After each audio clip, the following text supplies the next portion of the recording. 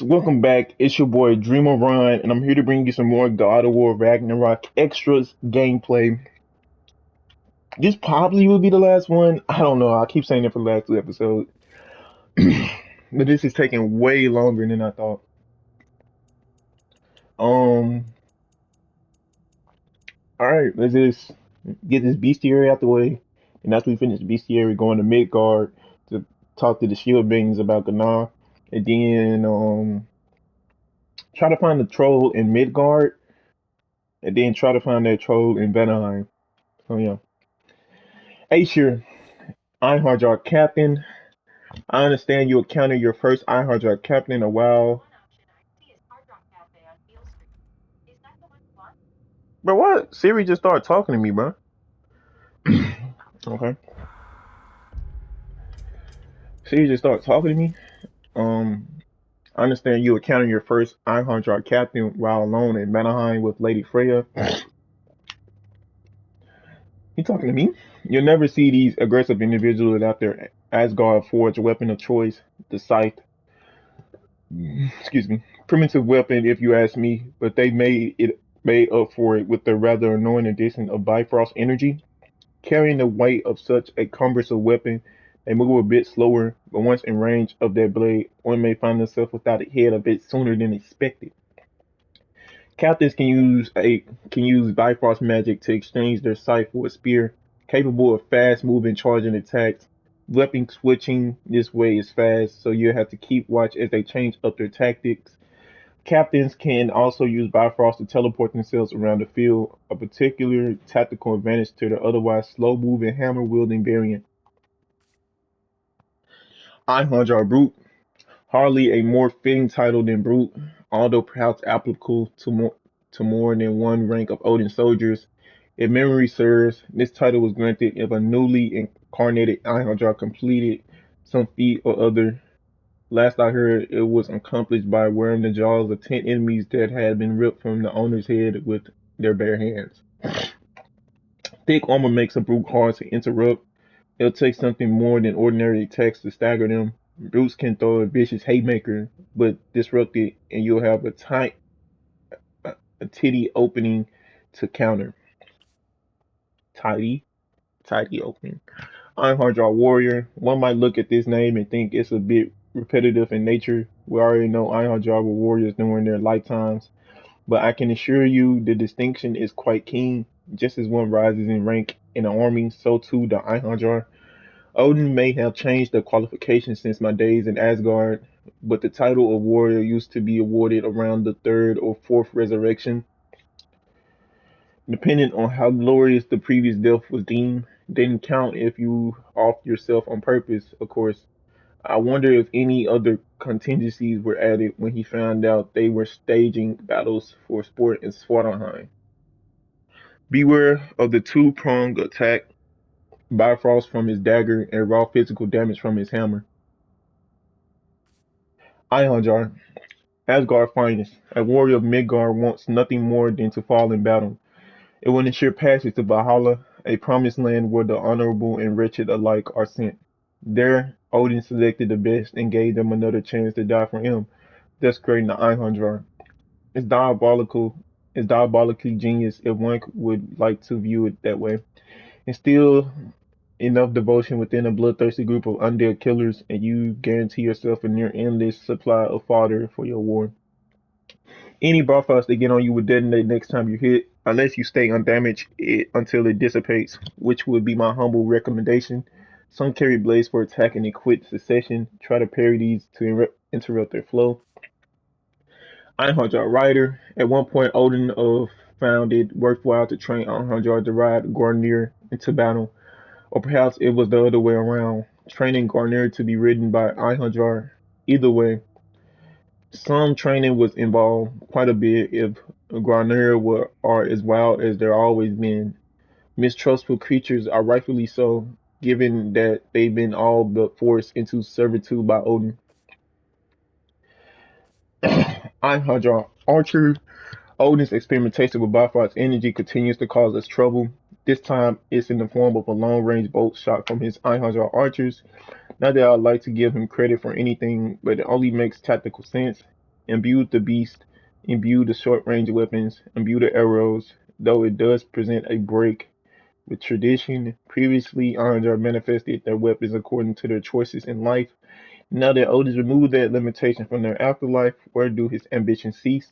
Slippery, these archers. Either they close the distance between you quickly, or use your own range attacks, to fight back. Some archers bear shields. You can break their guard from close range with a shield strike, or make use of scissor arrows to disable their shields from a distance. Ironheart Tamer. These members of Odin's army specialize in wrangling fearsome beasts to their will and can summon them to their aid in the combat, never a welcome complication. Odin Ravens. Odin has had its eye on us since we began our journey some time ago. Killing these ravens and blinding the Allfather will only aid us on our path. Beast. Dragon. These, these magnificent winged beasts come from Svartalfheim originally, but no, not because they're all transformed dwarves. The curses upon Fafnir and his brothers had to be inspired by something, didn't they? Dwarven history is replete with the lore of great dragons who hoarded gold and holed up in mountainsides. But that's now a bygone age. One of the first things Odin did by way of gaining the trust of the dwarves was to help them with their dragon problem. Through a mixture of organized murder, magical imprisonment, and involuntary relocation of their eggs, the dragon presence was effectively Aesir's repressed for generations. Of course, Odin was playing a much larger game. Where did all those stolen eggs end up? That's an answer we may be only just beginning to understand. Oh. A thrown weapon can knock them out of the air if you catch them during their attack. Use a ranged attack to aim for a dragon's neck while it's preparing an ice or fire attack to disrupt it and knock it down. Oh, okay. Tassel worm. Few venture to the lands where these tunneling roam, and even fewer can survive an attack. They'll burrow through the earth as a fish swims through water, waiting for an unsuspecting soul to step on the wrong patch of land. Their barbed tails pierce flesh with ease, flooding their victims with venom. It's an all-around terrible experience. Make all the worse by the almost playful sad. My head said about to die now. Sadism that seems to possess whilst toying with their victims. Throwing an axe would freeze them and keep them from burrowing underground. Launching an attack, tassel worms as they dig into the ground would stop them from burrowing for a short time. A cursed tassel worm. Perhaps by now we're all aware that the curse descriptor means there's poison involved. No, not really, not really a need for further elaboration. Cursed tassel worm spit is highly poisonous, even on the ground. Rich. Oh, how I jumped at the chance to smash these little blighters with the well-aimed hoof. The stench they give off rivals a troll's bunch, and then some. Okay. On their own, they may seem an easy foe, but rarely are they seen without companions. A pack of wretches will quickly overwhelm even the strongest of enemies. Wretches thrive in wetlands. Find any body of water, and they'll likely be nearby, basking in mud and filth, not doing any favors to their already unique scent. You'll need to be quick on your feet during an encounter with a wretch of any kind, and watch the teeth. Wretch, wretches will surely try to swarm and surround you. Area impact strikes like the blade's heavy attack should quickly dispatch them. Wild wretch, parasites, the lot of them, gifted with several rows of tiny teeth which makes it easy to attach into a victim and suck away at their life force in a snap. Multiply that with several attached on at once, and anyone would be down in moments. What possessed these wretches to enjoy this particular form of annoyance is beyond me. Logic tells me they must serve some role in the ecosystem of their home environs, but that seems too generous to grant these malevolent, malevolent buggers.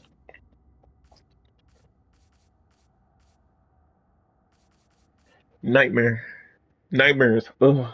What awful pest. Entry complete.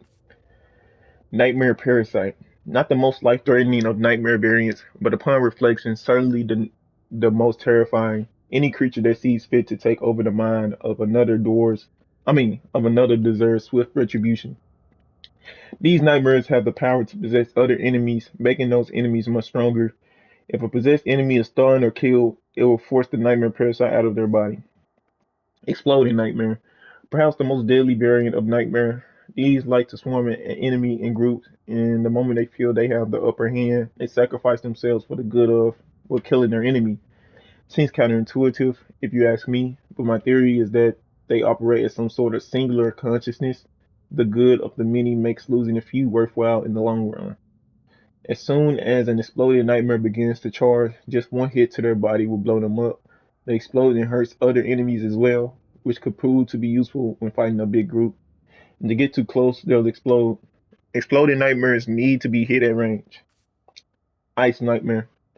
Not much different from your run-of-the-mill nightmare, with the exception of ice and it can lob at you given the chance. Best not to give it that chance in the first place. Attack first, and you've got nothing to worry about. Ice Nightmares will look straight up before firing their ice projectile. Either get out of the way or hit them with something ranged. Use ranged weapons to knock Nightmares close to the ground where you can easily finish them off with melee attacks. Gloom Nightmare.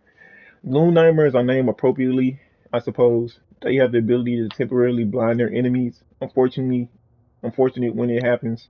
But few will aim at hits with a ranged weapon and they'll bother us no more.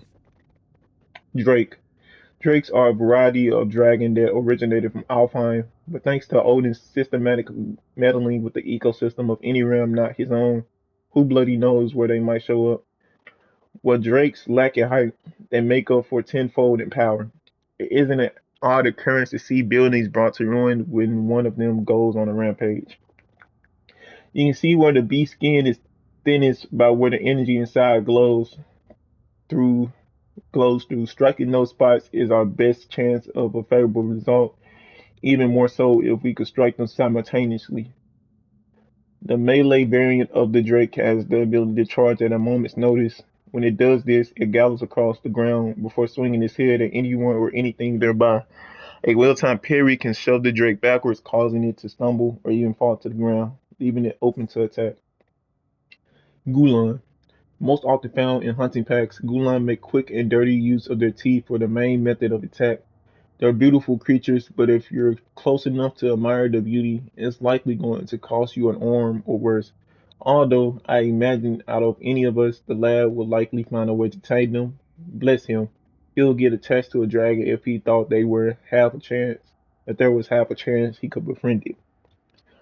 Watch out for the Gulan Sonic Shield and interrupt his guard as soon as possible. The Gulan will zigzag before coming in for a bite. Dodge out of the way. Cursed Gulan. A variant of Gulan that enhances its viciousness bites with a mouthful of poison. They seem to prefer vomiting said poison on the ground, the better to keep enemies at a distance. Fascinating defense strategy, being able to create traps with your own stomach acid if it is indeed stomach acid. It can also stem from various sacs in the mouth and throat to prevent any internal damage. Never get close enough to get a good look. Never got close enough to get a good look. Wyvern. As majestic as it is dangerous, unlike drakes and drakey, the wyvern is not a member of the dragon family. Their lack of forelegs is more than made up for the dexterity and speed of their wings. Seeing one take flight makes the feat seem as easy as a fish gliding through waters of a calm lake. Wyverns were originally tamed, or rather tamed at one point in time by the Vanir before the occupation of Vanir riders developed close bonds with their mounts, which required a significant amount of trust from either party. It was well worth the trouble, I've been told, so much so that Odin's Ironjar have opted to replicate it, enslaving the Wyverns of Vanaheim in the process. Should a Wyvern come at you with a diving swoop, be sure to dodge or parry it, or we'll both feel that one. When they start backing up, be on your guard for a blast of lightning from their wings. Dolder Wyvern, one of the deadliest of the Asgardian battle beasts, no one asks for a dragon with Bifrost abilities, so some louts saw fit to grant the gift to Wyverns. If not obvious, I feel the need to clarify. The lout was Odin. Who knows what experiments he performed on the poor beast to imbue them with an energy substance as foreign to them as bathing in lava. This one likes to get in close and bite you with his Bifrost teeth. Parrying such attacks should create an opening. Watch for the attack that charges in the air before creating a wide area blast. You can interrupt it with a range attack, and failing that, You may yet block the blast with your shield. Okay, I gotta switch out headphones. 1 second, guys.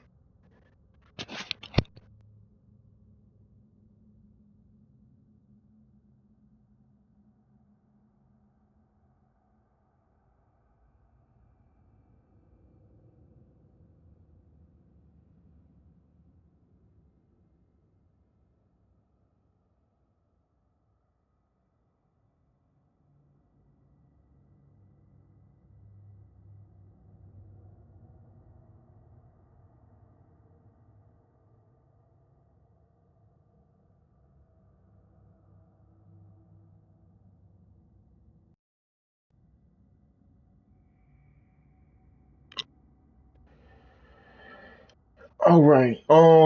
Flame Grandungar, a mount favored by Odin's Einhajar. You liken it to a lion from Greece, combined with the horns of a goat, the antlers of a stag.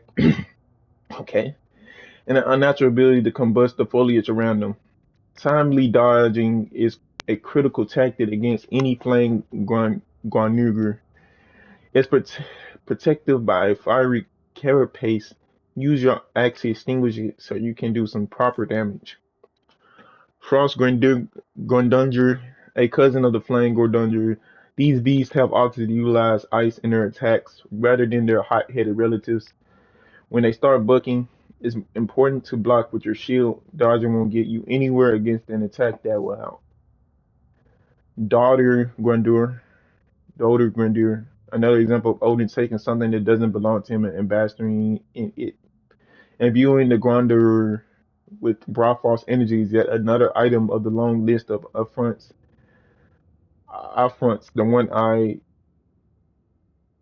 committed in his conquest. Its charging attack is strong, but a parry would leave it wide open for an attack. For most other attacks, your shield should prove effective. Drakey. I must confess responsibility for the Drakey that roams Svartalfheim. Odin ordered me to disrupt Svartalfheim's natural ecosystem in an effort to push the doors towards industrialization. Is this Mimir talking? I knew these apex predators, a variant of dragon native to Vanaheim, would wreak havoc on the Dorvish ecosystem. What I did not know is just how effective they would be. The complete extinction of several native species and an imbalance that would take lifetimes to undo. Consider this as a written confession and a pledge to do everything in my limited power to set things right. When a Drake swings its tails hard, try parrying to gain the upper hand. When it executes several attacks in a row, its final bite is the most devastating and cannot be easily blocked.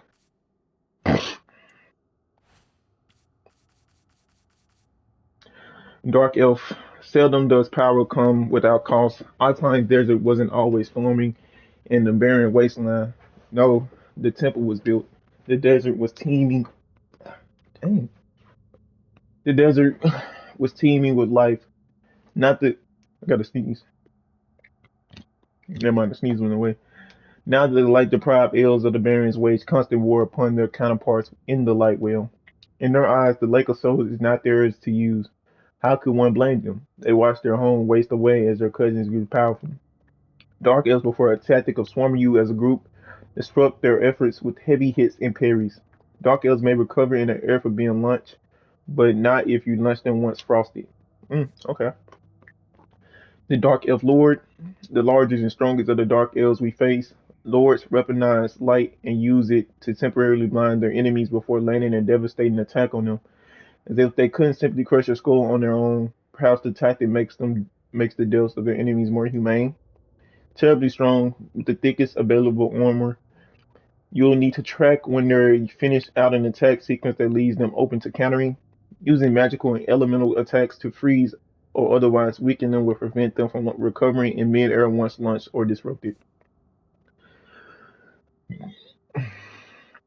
Dark Elf Warrior. A bit tougher than most Dark Elves, these warriors spend their time training and executing routines to the most efficient and deadly extent.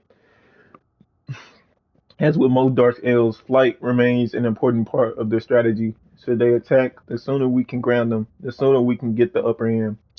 Their charge attacks cause temporary blindness, which I know you especially hate. They are much easier to kill when grounded. Trip them up if you have the chance. Dark Elf Summoner. Summoners possess the unique ability to call in reinforcement at a moment's notice. Not that cooperation, a particularly novel concept, if anything, is one of the more effective strategies out there. As overwhelming an enemy can be, the quickest way to victory. As such, summoners should be taken down as soon as we spot them, so as to prevent them from fulfilling their duties. I try. When you said summoner that one time, I said, "Oh no, you gotta get out of here." Light Elf Slayer. Slayers prefer a dual sword approach to combat. I've heard tell they feel more in control when both hands are in sync, executing a move rather than a one hand attack slash one hand block. If they weren't so deadly, their moves could likely pass as a dance. One I'll pay decent hack silver to see, perhaps in a less tumultuous time, elves can lay down their weapons for the pursuit of elegance in pastimes other than war. Proper use of shield strike is critical against this foe. Light Elf. The discovery of the Lake of Souls marked the beginning of a great schism within Alfheim. The light will harness the power of the light, and the elves who spent their days basking in its glow became obsessed with their newfound power. They found new ways to express themselves through art and invention. It was a time of great prosperity for half of Alfheim. Once the realm's living desert began to wither, the other half of the realm deemed the cost of progress too high, thus spawning the violent circle of conflict that continues this day. Knocking off their mask with a blow to the head can leave them open for strong attacks and easier to stun. When they throw explosive material, here's an idea: throw it right back at them. Light Elf Warrior. These elven warriors are more than proficient with their blades. You'll need to focus properly to make it through a duel with one unscathed. See if you compare his dash and slash to open him to counterattack. If you dodge his other melee sword swings, he'll be open to a counterattack. Light Elf Mystic. Mystics prefer to keep their distance, not emotionally. I'm sure they're quite forthcoming with their thoughts and feelings among their comrades, but as a battle tactic, they are masterful at conjuring difficult to dodge range attacks. Getting it close gives you the upper hand against their weak forward defense. See if you can't help to close the gap by saying tripping them with a well placed axe throw. The projectile orb of energy will slowly but surely home in on you and do terrible damage if you let it. Try to net it early with anything you could throw at it. Okay. Hellwalker. Hell Reaver. Reavers die. They reject the call of the Valkyries. And, well, here we are. Some nasty ice attacks come with their newfound afterlife. Some take care to avoid getting frozen as it just sends them into a more confident rage. Hell Raider Chief. Take your garden variety ox of a raider chief and replace his blood with the frozen malevolence of hell itself. Sounds terrible, and rightly so. The chief of Hell Raiders is just as quick as his underlings, but even harder to stop once he gets going. His frost kick attack is strong but slow. Drop to parry it and get whatever edge you can. Hell Raider, your standard stag style raider, only dead and far more dangerous for it. Relentless frenzy rageful creatures. Lighting them on fire should help calm them down. These undead maniacs enjoy a protective frost layer. Use your blades to burn it off. If a Hell Raider comes rampaging your way, try to interrupt their flurry of attacks with a well-timed parry. Hell Raider Scout. The frozen undead hell variant of your owl style Raider Scout. Faster, louder, colder. Raging Hell Scouts rush in close with a flurry of strikes in quick combination. Difficult to dodge, far easier to block until they finish. Hell Viking. Dead Viking pounce with a small strength advantage over their living counterparts, as most have taken up maces as means of punishing all who would stand in their way. Death may have made them strong, but attacking with one huge weapon often leaves openings for a quicker opponent. We should be able to dodge this creature's mace, depending on the type of swing. Might be able to best to dodge horizontal swings backwards and a vertical swing sideways. Okay. Movement. If a Hell Viking misses its overhead attack, its mace will get stuck in the ground, leaving it vulnerable for a time. Hell Shadow. When a shadow crosses into Helheim, I can only imagine the Sayer magic leaves their bodies, but the cavity left behind, where the spiritual or physical must be filled.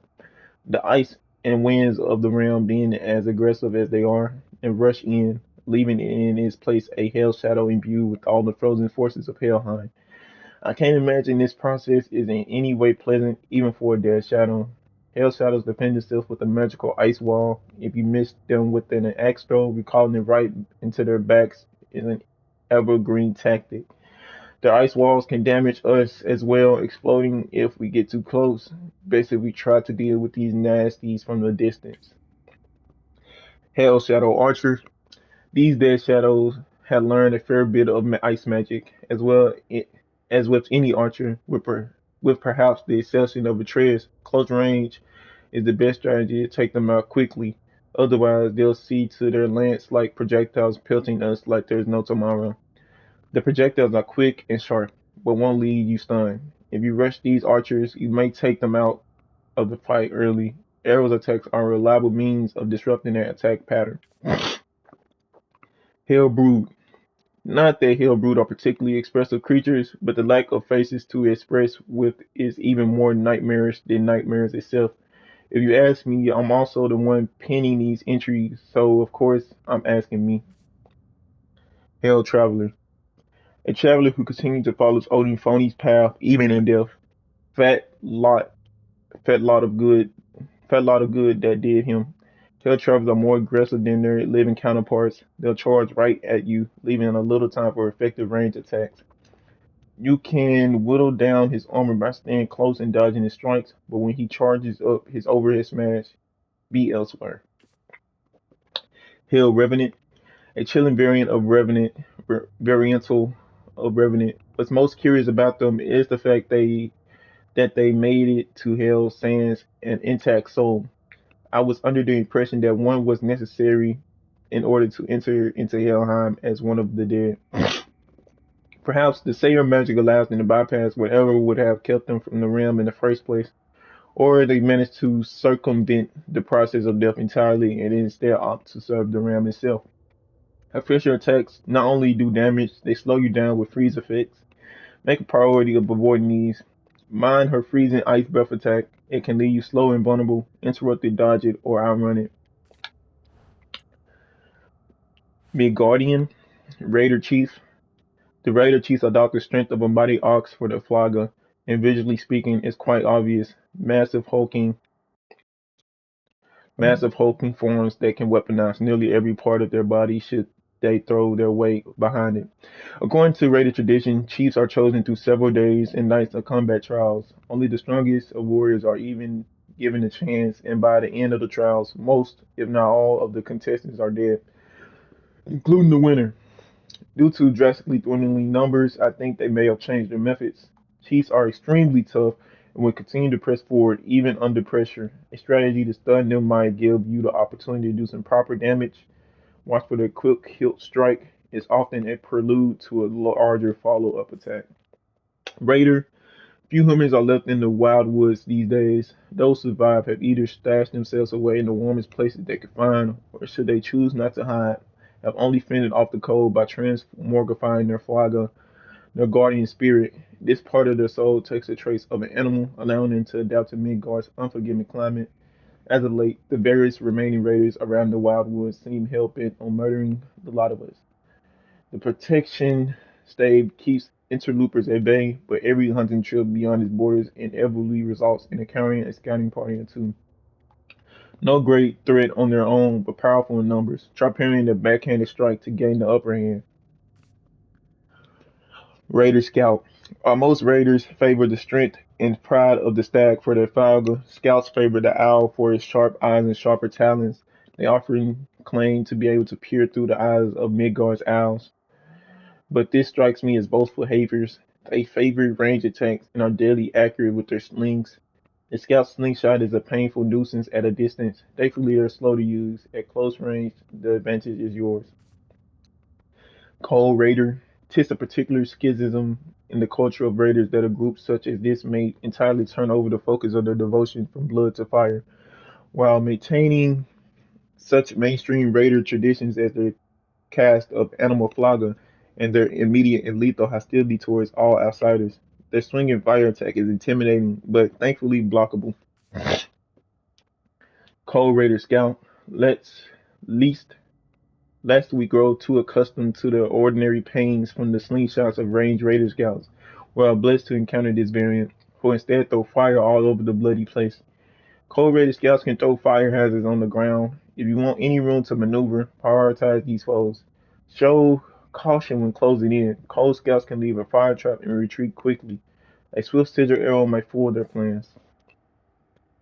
Traveler. Travelers are zealous worshippers who follow the path, a mysterious warrior's code that promises glorious fortune and enlightenment awaiting them in Jotunheim. Little do they know that the path is simply an invention of Odin's in order to trick a large number of warriors into finding a way into the home of the giants. They're as strong as they are devout and should never be taken lightly. While the armor of Dwarven friends expertly craft has a certain finesse to them, traveler armor is heavily reinforced and cumbersome. Getting through it is often the biggest challenge when facing these fanatical bastards. Traveler champion. These travelers prioritize the use of shields when it comes to their combat style of choice, making them quite a bit more difficult than the given surface area would suggest. What qualifications are there in order to become a champion in the traveler's eyes? I doubt it's as simple as shield proficiency. And shield that size on your back is certainly a choice. You might get the better of a traveler, but safe to say you'll never stab one in the back. Monster. Grim. The Grim occupy the voluminous middle berth in the light cycle of Svartalfheim's hostile gas monsters. The teenagers of the violent the teenagers of the species, for lack of a better word, violent, gassy teenagers. Among the most mobile denizens of the nine realms, the Grim can climb almost any surface and burrow into the ground at disconcerting speeds, making them all too easy to lose sight of. Unfortunately, they haven't developed the ability to fly yet. Let's be in the next game. Their diving attack has enough force to break your guard, interrupt it with something well timed and strong like a thrown weapon attack. Grim get frenzied with excitement when you get poisoned. Expect to hold off a rapid flurry of claw strikes until you can purge their toxicity. Is that why they were going crazy that one time? That makes sense now. Curse Grim. Weak little blighters, but they more than make up for it with poisonous projectile saliva. They're wicked fast to boot. Keeping them in view is imperative in an encounter, otherwise they'll disappear from eyesight quicker than you could say grim, and lob snot at you from every possible angle, unpleasant at best, deadly at worst. Striking any kind of grim as they scramble around on all fours will leave them vulnerable for a time. Knocking them to the ground off their perch will damage nearby enemies as well as leaving them all momentarily vulnerable. Wicked Grim. An encounter with the Wicked Grim will almost certainly lead to a good thrashing from the whip like apparatus most could call the tongue. Beware their favorite pastime, which seems to be lashing said tongue around any available appendage and goring the attached creature to the best of their ability. Bergstrom. If wretches live long enough, they'll eventually grow several appendages and emerge from the muck as a grim. Mm. Then, once their skinny bodies have had enough carnage and blood, they'll grow into a larger and even more unpleasant Bergstrom. Outstandingly, such a transformation takes no longer than a full moon cycle, which speaks to just how much of a Bergstrom's appearance mass is made up of pure fortifying gas.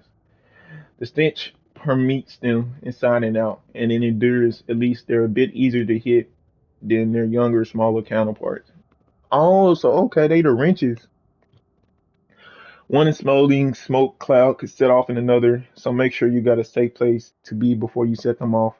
Your blades are a great tool for detonating the smoke clouds once you're clear of the blast area, especially your whiplash attack. Oh, okay, I didn't know that. Burgers or mother, it should become as no surprise that we despise wretches. But what we despise even more than the little buggers is the thing that spawns them. If wretches are born the way they smell, one can only imagine how much worse a burger's mother is in the olfactory olfactory sense. First of all, killing them has been known to set off an eruption of wretches rather than stave it off. Most unpleasant of creatures, the lot of them. The act of spawning their little wretches is not easily interrupted, but a runic attack should get it done. Fierce ogre. Yeah, we fought ogre. Yeah, but dang, we fought ogre. Yeah, we did. Nastier, more brutish than standard ogres. Elaboration on this one is difficult, I'm afraid. If you can goad them into using their jumping smash and not get hit by it, it'll give you an opening while they recover. Do all the damage you can while their back is turned, but count on them attacking the moment they see you there. Stalker Huntress are worshippers of Scow, a legendary giantess renowned for her hunting expertise. They're usually a peaceful group, want nothing more than to find their next challenge, and appears recent times have made some of them far more aggressive and ruthless. It can be said if it's completely Fimbulwinter's fault, and with much of the pain in these realms, I suspect Odin's tampering with the natural order has something to do with it. When you see their antlers surge with energy, there seems to be an opportune moment up to aim for their head. Should one of them have the temerity to taunt you, I trust you'll take full advantage of the opportunity to do them bodily harm. Fierce Stalker, while most stalkers prefer the use of a bow, a select few of them have taken up a lance and perfected their skill with it. A wood executed lance throw grants the ability to take down larger prey alongside any other bothersome entity with one fell shot. Not to mention how menacing a long, sharp weapon simply looks when brandished. Nothing like a perfectly timed parry to turn the tables on the jousting charge of a fierce stalker. Don't make a habit of standing behind them unless you want to be kicked extremely hard. Troll. Ah, the sweet scent of a troll. Mead and an elk carcass fermenting in the same barrel in the steamiest of Svartalfheim swamps. At the very least, they're easy to avoid, given their spore and disregard for the art of stealth. Wilbur. Of all the things that would remind me of home, it's these mangy malcountenants. The Isles of my childhood had creatures of similar build. They were relatively friendly, though, often sharing fish and other goods with the locals. A far cry from these vicious bastards. One would think something so lanky and lumbering would be slow, but they are far quicker than expected. Their speed, combined with sharp teeth, thick fur, and a nasty set of claws, make for a tough fight. Take note when a wolver howls, it indicates they are entering a frenzy state, where attacks may follow with incredible speed. If a wolver is locking you down with frenzy attacks, see if you can distract it by support arrows. Fear the wolver. All the joys of a wolver, just a bit bigger and meaner. I would add with more claws, but I don't think that's true. Certainly feels like it when they take a swipe at you.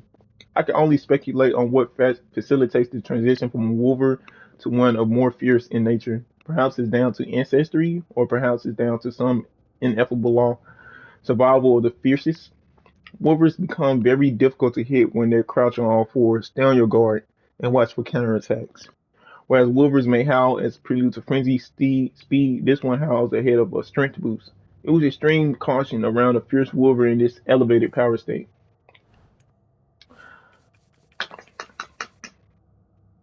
Oh my gosh. Primordial, Forest Ancient.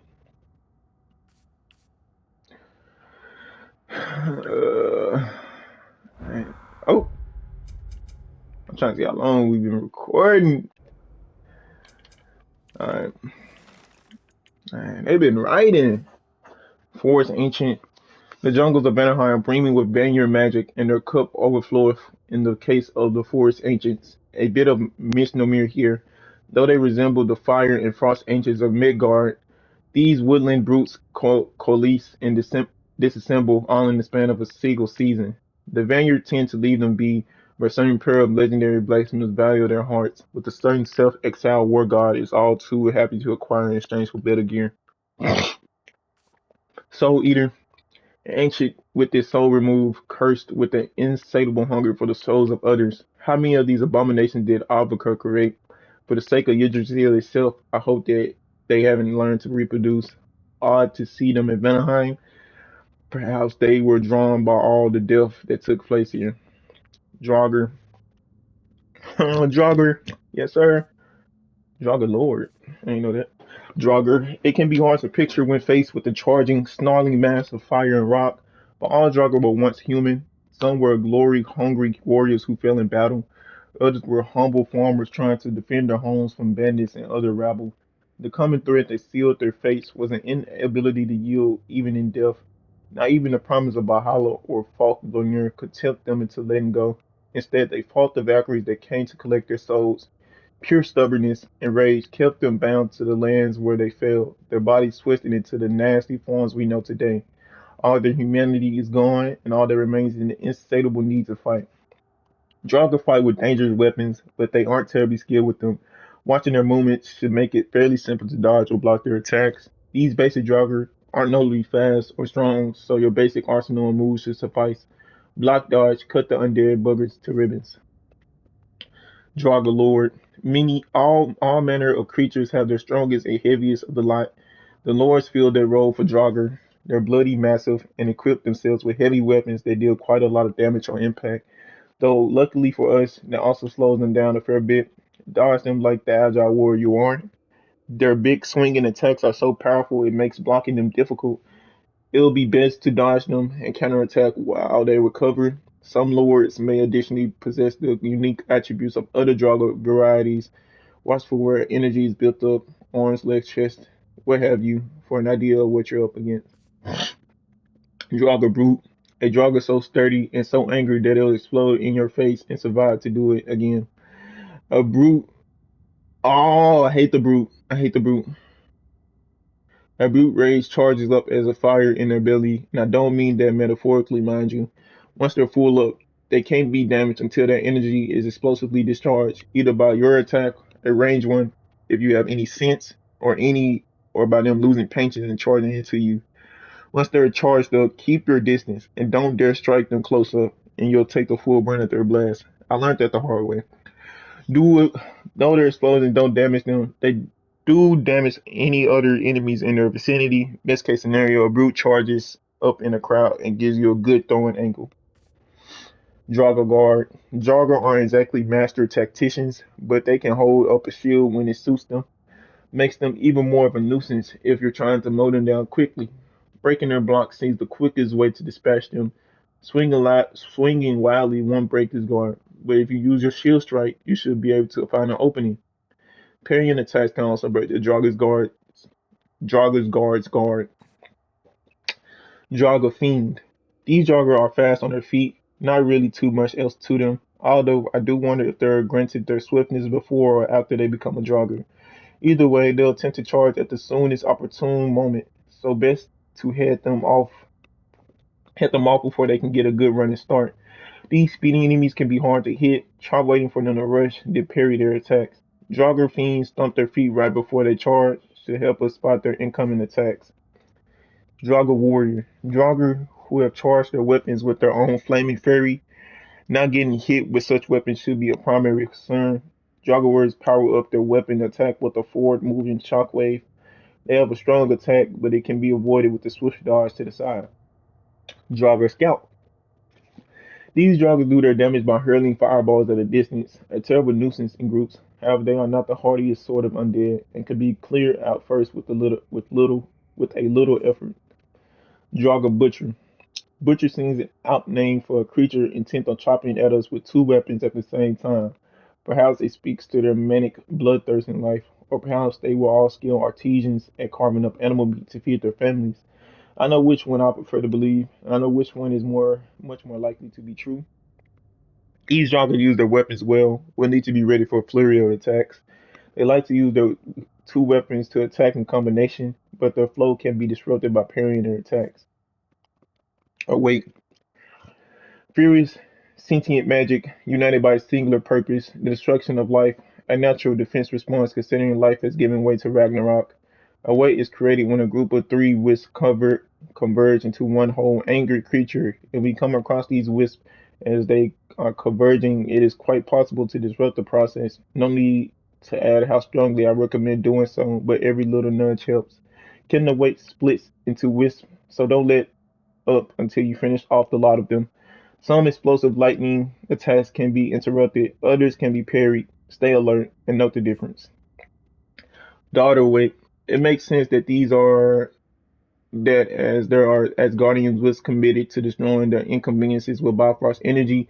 When three of them combine, they make an even angrier weight committed to destroying its inconveniences with Bifrost energy. Flame Phantom. Just like the Frost Phantom but with fire, Focus on hitting its runic core first in order to stun it. That will give you the opening you'll need to attack the runic springs from which it draws its power. Those overhead snails attacks leave fiery hazards behind. Keep moving. Frost Phantom. While a single runic spring can leak enough magic to create wisps, multiple springs can summon something far deadlier. The chaotic power that these springs draw from can manifest into a creature that is both awe-inspiring and terrifying. As long as those runic springs remain intact, the Phantom will continue to draw magic from them to fuel its continual existence. If you can strike the runic core while it's glowing, you may stagger the creature and give yourself a chance to run in for some uncontested melee damage. When it sends a shockwave out in all directions, no use trying to evade it. Get your shield up. Oh, okay. A herald of impending destruction. If ever there was one, the ruined magic that flows through the nine realms is a delicate system. In times of peace, the magic is calm like a perfectly still lake in the absence of wind, but even the slightest disturbance is enough to cause ripples. And I can't think of a greater disturbance than Ragnarok approaching. Runic springs have begun to appear, causing raw magic to bubble from deep within the very makeup of a realm. From these springs, wisps are born, the pure manifestation of magic. With them going to upon us, it's no wonder we're encountering more of these little pests by the day. Be wary though. These may be easy enough to manage in small numbers, but they can quickly overwhelm even a seasoned warrior with more that can fuse together to become weights. Im- Imperipheral beings that can be hit by most attacks, they need to be locked down with a runic arrow before they can be attacked. Once vulnerable, they can be dispatched in a single hit, which causes them to be knocked away and explode, dealing damage to enemies with a little luck. Curse Wisp. Wisp may not have eyes that I know of, but the ones in Vanaheim will curse you just as soon as look at you should they feel even a tiny bit threatened. Or poison. They're quite capable of good poisoning should the move strike. Wolves fly up into the air to duplicate themselves. Cursed wolves can turn into a poison hazard on the ground. Stay off it, or it will poison you constantly. Hit them with a ranged attack to interrupt it. Wisps are being Dodo wisps. Wisps are beings of pure energy, so the likelihood that Odin managed to imbue them with Bifrost himself seems low. But then again, how else would the Aesir have managed to tame them and use them in battle? With these Dodo wisps, Einhajar are able to heal or strengthen themselves in a pitch. Best tackle the wisp before dealing with the Einhajar to prevent any unwanted support in Odin's favor. If there aren't enough wisps around, they will try to transform into a wake. Make sure to interrupt them. The auto wisp can turn into a trap or Bifrost. If you step in it and get hit, make sure not to be hit again or the Bifrost will detonate. Sayer. Reaver. We seem to be seeing more and more Reavers corrupted by the overuse of Saiyan magic over time. It's a dangerous game to be playing, as the stuff's powerful beyond all belief. But like a well-intentioned evening with a bottle of mead, these things can sneak up on you quickly. Similar to Viking, they are able to heal should they become critically wounded in a fight, so they should be dealt with quickly when encountered. Viking. These Saiyan warriors have embraced the magic as part of their own being and exude it from every pore in their body. Seems a bit cumbersome, although it allows them to heal quickly from any wounds they might incur, so probably not as inconvenient in their opinion. Best to deal with them swiftly before they patch themselves up. Shadow. Human reavers that have fully embraced all the ways the Saiyan magic has corrupted them, and all the more dangerous for it. They favor combat at a distance where they can chuck spells at their enemies. In my opinion, their newfound preferences make them quite a bit more cowardly in their advanced corruption, but I can't wield magic as they do, so who am I to judge? Before shadows attack, they conjure up a spell of the explosive Sayer magic. Before they succeed, you can rush them, though after they succeed, you best be ready to dodge. Once their explosive projectiles form, you might still disrupt their throw with the strange attack of your own. Nokin. There are pleasant singing voices, there are terrible singing voices, and then there are Nokin voices. My advice to anyone lucky enough to hear the Nokin's vile, throaty song, turn around and march straight in the opposite direction.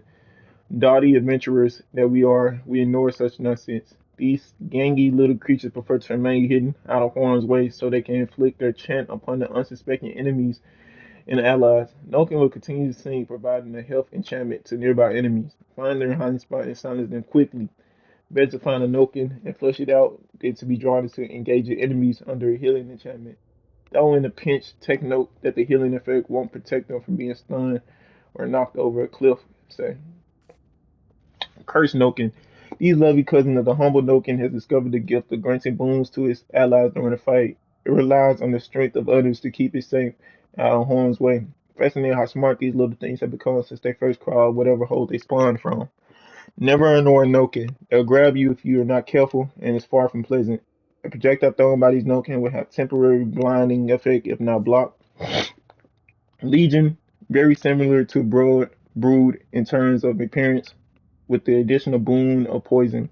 Unclear if Legion were created alongside the original Brood, or if they were a result of manual experimentation, which isn't entirely out of the realm of possibility. They can poison us, and we need to be extra careful of their leaving attack. Legion explode when they die. We can use this to damage and knock away any nearby enemies. Revenant. As with many of the dastardly creatures we encountered, Revenants weren't always so monstrous. They were run-of-the-mill witches until they traded parts of their soul for more power. In time, their humanity all but disappeared, leaving behind cackling monstrosities with a penchant for poison and a lesson for all those who seek power. A revenant throws a powder of pure pestilence, creating hazards in an environment that poison you just to walk through them. Try not to. Her fisher attack can move around obstacles to hit us. Any successful dodging it would have to be at the last moment. Revenant Hag, a witch who traded away damn near every last piece of her soul to practice Sayer magic, with the added bonus of being able to summon allies to her aid in an instance. One day I'd like to have a sit down and ask if they felt the price of their humanity was ultimately worth it. There's nothing worse than a trade you can't take back after seeing less than satisfactory results. I imagine they feel fairly confident until they meet you, brother. Interrupt her effort to summon nightmares before it's too late to avoid being overrun with the things. All right, all right. Let's go to Midgard. Yes, sir. How much time we got left? Literally like 8 minutes to get to Midgard.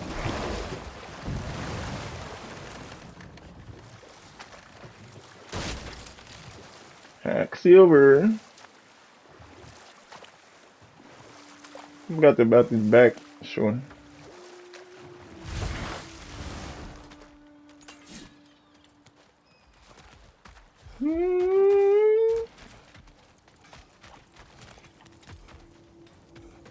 On the Midgard.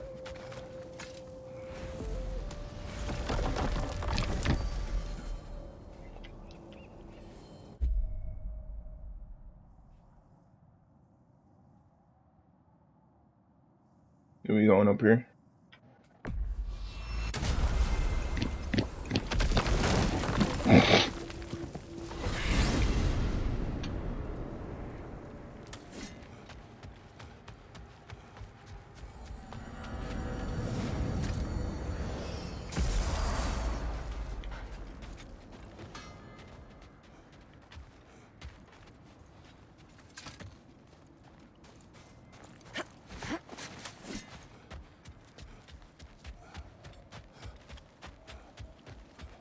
Okay, I think we do. Man, y'all ain't gonna follow me? I'm like, nah, you ain't wanna ride, you ain't wanna ride.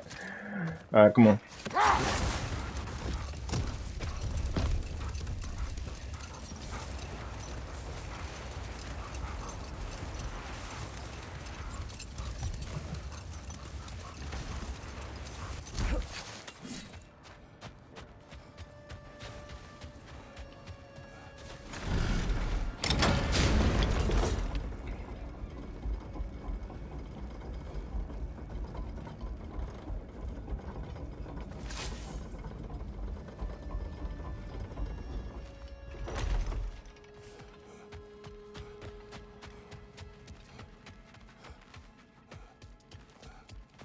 There we go.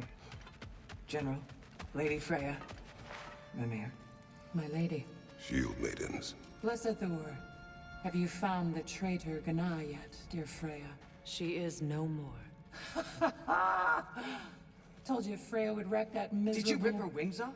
Tell me you ripped her wings off. No, surely you tore her spine out through her back. Classic finish. It's what I would have done.